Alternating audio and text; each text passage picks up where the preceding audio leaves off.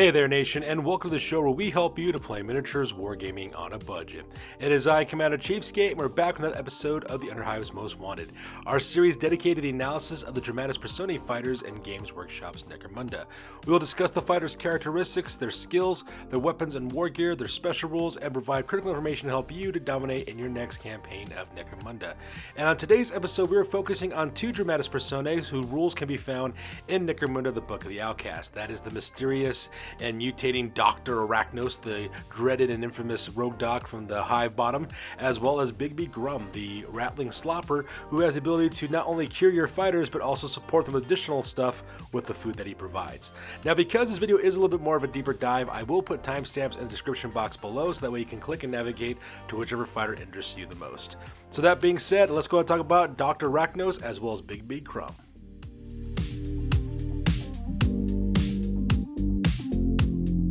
So first off, let's talk about Bigby Crumb, the Ratling Slopper. This guy is a Dramatis Persona. He costs 50 credits, as you can see over here. He's about 30 credits more than the average Slopper, so let's talk about his stats and compare him to what a Slopper counterpart looks like. So he's got a movement characteristic of 4 inches with a 5+ weapon skill, 4+ explosive skill. He's got 2 strength and 2 toughness, 1 wound. He's got 2+ for initiative, 1 attack. He's got 7 leadership, 7 cool, 8 willpower, as well as 5 intelligence. So when you combine him with a regular Slopper, it's actually kind of a combination of good and bad. Like, he's got 1 less weapon skill as well as 1 less toughness, but his initiative as well as his psychology stats are a little bit better. His willpower, not so much, which is just kind of interesting. I think it's funny that Slopper's got a 5 up willpower, which makes him really good to use against corpse grinders and stuff like that, which is kind of funny. But anyways, like I said before, he's got a mixed bag of kind of good and bad things as well. When he has his attack weapons, he does have a stub gun, which is nice. He's got a pistol, so that way he's got a shooting attack, and he's got a slop pot ladle, which basically acts as a club, which is great. And for his skills, of course, he has a low lie skill, which is completely useless in my opinion. If you really wanted to make Lilo really good, a way that Games Workshop could fix this is by actually making this rule like it was back in the classic era of Necromunda back in the mid-90s, where basically you couldn't be shot at if you're behind cover. So if you're in partial cover, your opponent couldn't even shoot at you unless they're within short range. I think that's a much better way to do Lilo, but I don't know. I think people should do that because Lilo is pretty much useless for the most part.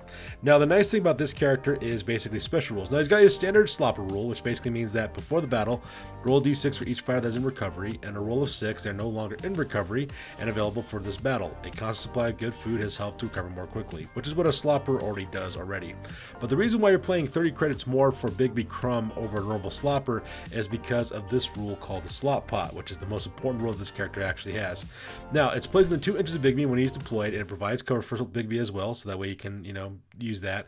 And that's why I think that Lilo skill will really help him out, especially if he had that Slop Pot. And is moved the same way as Loot Casket. Spend a simple action within 1 inch to make a move and then place it base to base. Now, while the Slop Pot is within 2 inches of Bigby, you can spend a basic action and add ingredients to choose one of the following effects. And these are the 3 things that are really nice about that.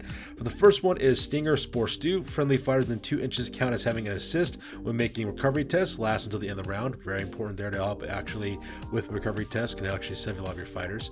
You have Friends on the Fondue, which is really nice. Friendly fighters within 2 inches gain Nerves of Steel and True Grit, especially for that Nerves of Steel, and lasts at the end of the turn, which is really nice. And then we have Tentacle Surprise. Counts as a Beast Slayer, where Bigby does not trigger it, lasts until Bigby's next activation as well. And he also has the part of the crew special rule, which means that he's chosen as a regular fighter for the purposes of crew selection as well. For that extra 30 credits that you're paying for Bigby, you are getting a lot, which is really nice about these different Slot Pot basic rules that get attached to him as well. That is a nice thing that's really cool about him. Plus, he already does everything that a normal Slopper does anyway, so that part is really nice, which is really good for you to actually help out your fighters, especially if they get injured, or if you really want to have another fight on the battlefield with Tentacle Surprise, or giving your fighters Nerves of Steel as well, which could be really helpful for your gang. And that's a nice thing about this guy. Now, he would also make a pretty decent Outcast leader as well with his psychology stats. Not so much because of the 1 wound, but if you wanted to actually make Bigby Crumb your Outcast leader, that could be extremely hilarious to see exactly how that would work out. Now, there is one downside to Bigby Crumb, and that is he is a Forge World exclusive miniature, so that part is a potential problem. So if you're playing in campaigns or in leagues where they want you to use official miniatures and use WYSIWYG, that could be a problem. Personally, for me as an arbitrator, I follow the rule of cool or the rule of cheap in this situation. I would let you use 3D printed miniatures or proxy miniatures or anything, or convert your own if you wanted to save money. But in case if you're arbitrator or your campaign doesn't allow that kind of stuff, that could be a potential problem with this character. And for 15 credits, it's not a bad investment for your gang if you don't buy the official Forge World miniature. I would suggest just convert your own.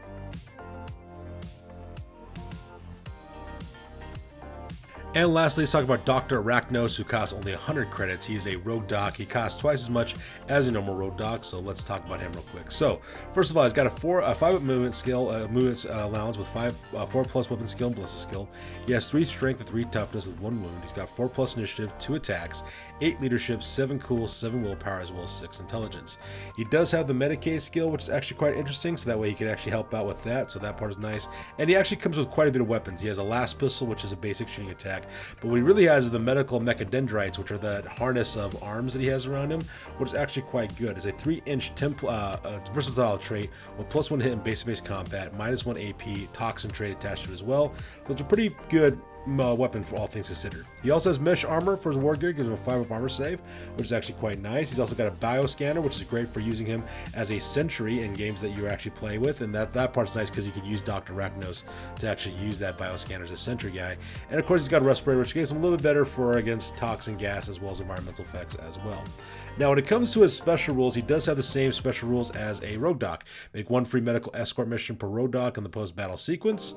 However, a result of 6 on the table is treated as a stabilized rather than a full recovery, thanks to the docs compared to limited supplies and lack of proper medical technology. So he does count as a rogue doc to save those critically injured fighters, which is quite nice. Now, on the battlefield as well, he has the medical mechadendrite special rule, which basically reads that in the recovery phase, instead of assisting a normal recovery test, pass an intelligence test to immediately recover 1 seriously injured fighter within 3 inches. That fighter, of course, suffers a flesh wound as normal, and if failed, the seriously injured fighter goes out of action, which is not bad because with that intelligence check that he has at 6+, you actually be making it actually a pretty good amount of times. I think around 62% of the time, I think is what it is. So you could actually save a lot of guys by doing that on the battlefield, which is kind of cool.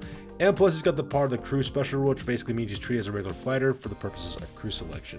Now, for that additional 50 credits, what you're really paying for is a fighter who can save your seriously injured fighters with an intelligence check and get medical escort missions as well, which is really nice too.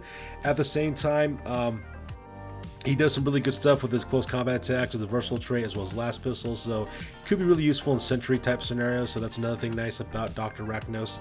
However, the biggest handicap to him is that he is a Forge World exclusive miniature. So if you are playing in a league or in a campaign or with an arbitrator who wants to use official Games Workshop products, that could be a problem just because he's quite expensive. So that might be something that might be looked down upon. Personally though, as an arbitrator, I don't subscribe to using official miniatures or doing WYSIWYG. I'm quite forgiving that way. I would actually recommend that you either proxy this miniature, go with a third-party miniature, 3D print this miniature, or even just convert your own and save yourself a bunch of money. And if you were to do that option, this character becomes much more viable because he does cost 100 credits. And the nice thing about that is you can also still get another rogue doc as well in order to make up your game. Now, the big thing about this guy, and this is where things get kind of hazy when it comes to his rules. He is a rogue doc, but he's a Dramatis Personae rogue doc, so the question becomes, does he count as one of your rogue docs you can get for your gang, or does he not? Because potentially you could have 3 rogue docs if you don't see him that way. I personally think that he does count as a rogue doc, so you just get 1 additional rogue doc on top of that. However, arbitrators from other campaigns rule differently. That's entirely fine. It's up to you, up to your arbitrator how they want to do things. But that's pretty much how it goes with this character. So there is a little bit of haziness when it comes to that rule setting for him. Now, he would make an interesting Outcast leader actually, because his psychology stats are actually quite decent. Could be interesting to see him. I can imagine this guy being like the leader of a mutated Outcast gang, because those mutates could be like his experimental test subjects, because the lore says that Dr. Arachnos loves experimenting on people and making like horrific mutant creatures. So making him a mutant archetype could be kind of cool, and then also having a gang of mutants that work as Dr. Arachnos, make like a Frankenstein monster type of gang list, which could be really cool as well. So there you guys have it. That is our overall opinion about Dr. Arachnos. So in conclusion, for these 2 fighters, the only negative about them is that they are Forge World exclusives. So unfortunately, if you are playing in a league or with an arbitrator who wants everything to be official, using only official miniatures, official rules, and etc., that could be a bit of a downer. Now granted, that doesn't happen very often, but if it does happen though, that isn't the only problem with these characters, because you have to buy the Forge World exclusive miniatures, which could be quite expensive. Now of course, if you don't want to purchase the Forge World exclusive miniatures, there are ways around this. You could of course convert your own from bits and bobs, which is my preferred method of doing it because it saves a lot of money. or you can proxy the miniature with something else, or even go with a third-party miniature, or even 3D print if you can find a really good, if you have access to a 3D printer and can find a good file online as well. Personally though, I would just go with the conversion or proxying. That's my method because I'm a cheapskate and my screen name says it all. Now these guys are extremely good for the point value they're worth, so for extra 50 credits as well as extra 30 credits, these guys do wonderful things for your gangs as well. And at the same time, these guys can make really good Outcast gang leaders, especially Dr. Arachnos. I'm really interested in actually making a list involving Dr. Arachnos and his hordes of hideously mutated experiments that he worked on. So that part could be really cool as well. So there you guys have it. This is our overall viewpoint of Bigby Crumb as well as Dr. Arachnos. As always, please feel free to like, comment, and or subscribe. Your guys' input is valuable to us as always. Also check us out on Facebook, Instagram, as well as blog.com for all the greatest and latest hobby news related to this channel. That's good to do with this for you guys, and we'll catch you guys next one. Peace out and stay classy.